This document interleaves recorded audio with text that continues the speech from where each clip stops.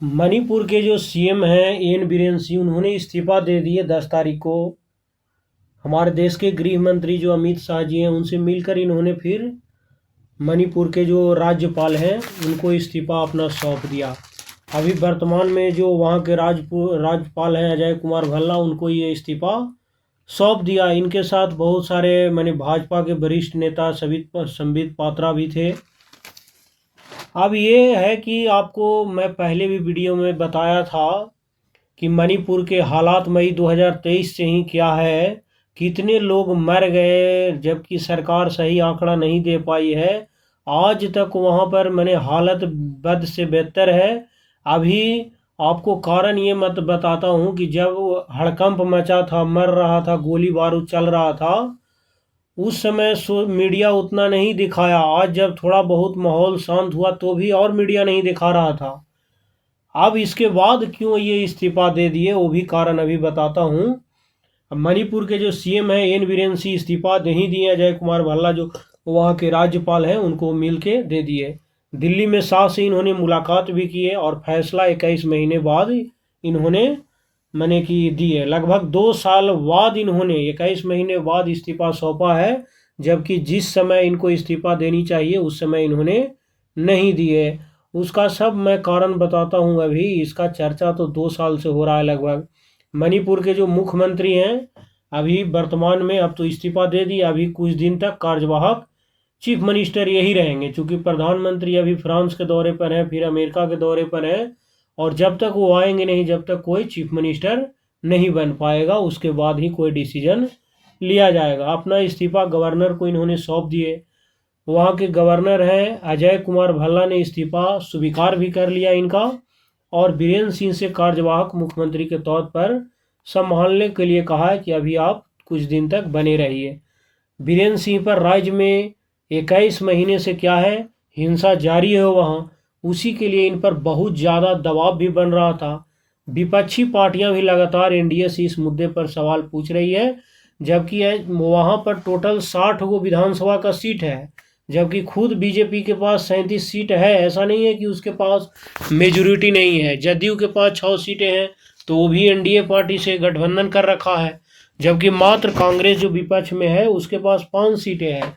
तो अपना तो वो वह क्रेडिट ले रहा है कि मेरी वजह से इतना दिन हल्ला किए हैं, जिसके कारण इस्तीफा ले लिया, दे दिए हैं मुख्यमंत्री, जबकि वैसा है नहीं।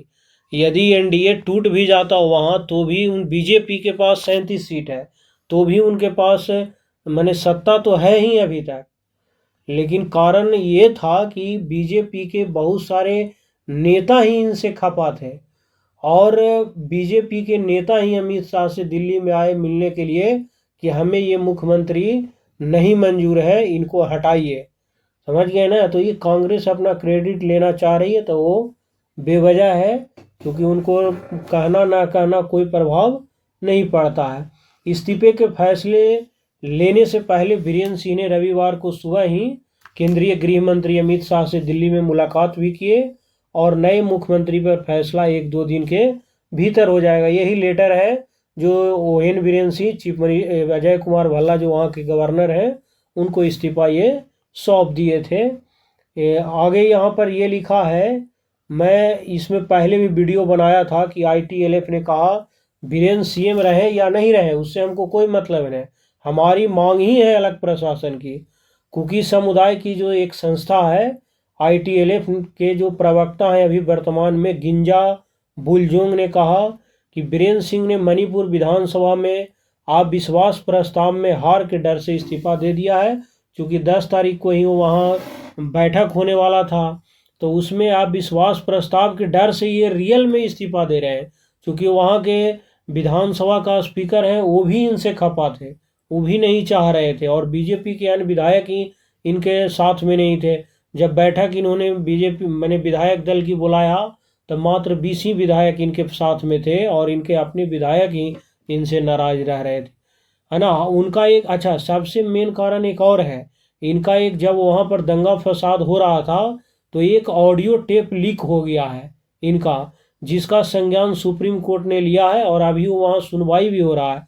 ऐसे में अब भाजपा के लिए भी उन्हें बचाना मुश्किल लग रहा था, इसके लिए वह इस्तीफा इनसे ले लिए हैं। सुप्रीम कोर्ट वहाँ जो इनके ऑडियो में लीक ये बात हुआ है, वे कह रहे थे कि जब बंदूक में गोली ख़त्म हो जाए या कोई छीन उन ले या कोई भी, तो डरना मत, हम तुम्हारे पीछे खड़ा हैं। इस तरह का उनका भाषा था कि हम मने कह रहे थे कि कोई दिक्कत नहीं है, मने सपोर्ट कर रहे थे ये लड़ाई झगड़ा बम गोली बारूद में, इस तरह का कोई बात था जो अभी फॉरेंसिक जांच के लिए चला गया है। कोई प्राइवेट एजेंसी मैंने जांच किया है जिसमें 93% इन्हीं का आवाज़ है, तो इस तरह का है। तो अब सबसे ज़्यादा इनकी फॉरेंसिक जांच है, बीजेपी के नेता भी इनसे खुश नहीं है, यही सब मेन। और अविश्वास प्रस्ताव आने के डर से ये चल बसे, मतलब इस्तीफा दे दिए। वीरेंद्र चाहे मुख्यमंत्री रहे या नहीं रहे, हमारी मांग ही अलग प्रशासन की है। जो मैतेई समुदाय है वे हमें अलग किया है, अब हम इसके पीछे नहीं हटेंगे। बहुत खून बह चुका है, एक राजनीतिक दल ही हमारी मुसीबत का समाधान कर सकता है। कुकी समुदाय अलग प्रशासन की मांग को लेकर अब भी जस का तस बना हुआ है, मतलब उनसे वो बात हट नहीं रहा है कि हमको अलग राज्य की मांग कर ही रहा है, अलग प्रशासन की। राहुल गांधी बोले पीएम को तुरंत मणिपुर जाना चाहिए। ऐसे एक तो हमारे प्राइम मिनिस्टर को एक खूबी माने एक कमजोरी है कि हर मामले में अपना क्रेडिट लेने में सबसे आगे है, लेकिन इनका सबसे एक निगेटिव देखिएगा तो ये दंगा फसाद के मामले में कभी भी आगे फ्रंट पर आकर नहीं मिलते हैं। अभी अमेरिका गए, यूक्रेन रसिया कहाँ कहाँ ये घूम आए, लेकिन जब से दंगा हुआ है हजारों लोग मर गए, बेघर हो गए, लेकिन आज तक ये मणिपुर नहीं गए हैं। तो उसी में ये राहुल गांधी इनको ये अपना बता रहे हैं, ये ट्वीट किए हैं राहुल गांधी कि भाई कभी कदाल प्राइम मिनिस्टर को चले जाना चाहिए। इस तरह का मुख्यमंत्री से क्या उम्मीद कर सकते हैं। प्राइम मिनिस्टर पर भी उन्होंने कटाक्ष किए हैं। एक महीने पहले मणिपुर हिंसा पर बीरेन सिंह ने कहा था मुझे माफ़ कर दो। उन्होंने 3 मई 2023 से लेकर आज तक जो भी कुछ हो रहा है उसके लिए मैं राज्य के लोगों से माफ़ी मांगता हूं।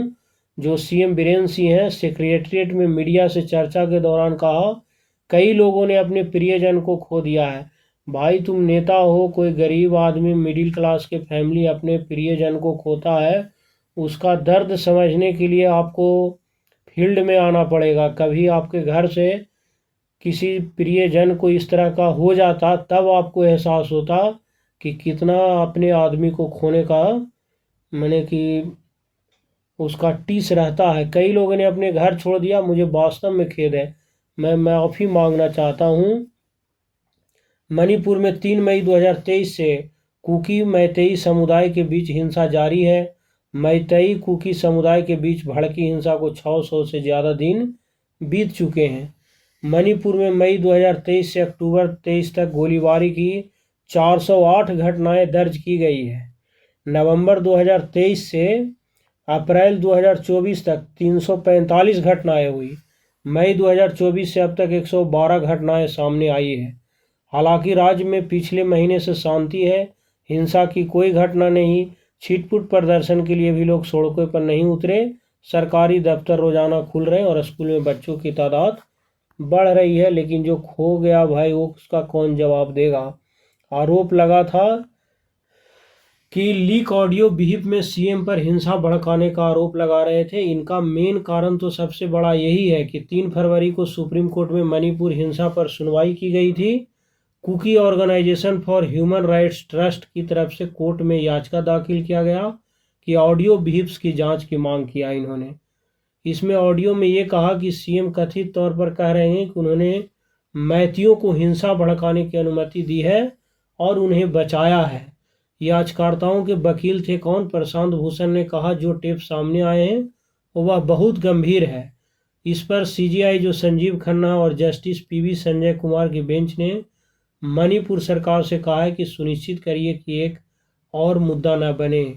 मणिपुर हिंसा हुआ है उसका आंकड़ा मैं उस समय ये दोनों के बीच हो ही रहा है। मणिपुर हिंसा कुकी वर्सेस मैतेई के बीच हो रहा है। वजह इसका क्या था कि मैतेई को एसटी का दर्जा देने की मांग उठा था। हिंसा शुरू हुई थी कब? 3 मई 2023 को। कितने लोग बेचारे मर गए? सरकारी आंकड़ा के अनुसार 250 लोग और घायल 1500 लोग हो गए हैं। मणिपुर की आबादी 38 लाख है, मैतेई 53% है। ज़्यादातर ये इम्फाल घाटी में रहते हैं और नागा कुकी 40% है, जो पहाड़ी ज़िलों में ज़्यादातर आपको देखने को मिल जाएंगे। अब देखिए वहाँ पर मणिपुर में टोटल 16 गो डिस्ट्रिक्ट है, जिसमें उस समय भी वीडियो में मैं आपको बताया था कि ये हिंसा प्रभावित जो ज़िले हैं ये सभी देखने को मिल रहा है। ये सभी डिस्ट्रिक्ट हैं जो ज़्यादातर मैतेई गुट में मैतेई निपुण है, अर्माइवल, ये सब बता दिया था आपको उसी समय। कुकी में Kuki national army, Kuki revolutionary army, सब वहाँ का ऑर्गेनाइजेशन है। अब जो देखिए अब तो वहाँ का सीएम का इस्तीफा हो गया। अब ऐसा तो नहीं है कि मणिपुर का सीएम को इस्तीफा देने से मणिपुर सुधर गया। अभी जो क्या होगा, नया सीएम बनेगा क्या हो, उसका अलग प्रशासन की मांग किया जाएगा। पूरा जो आने वाला समय में देखा जाएगा कि कितना सरकार इसको लेकर एक्टिव है।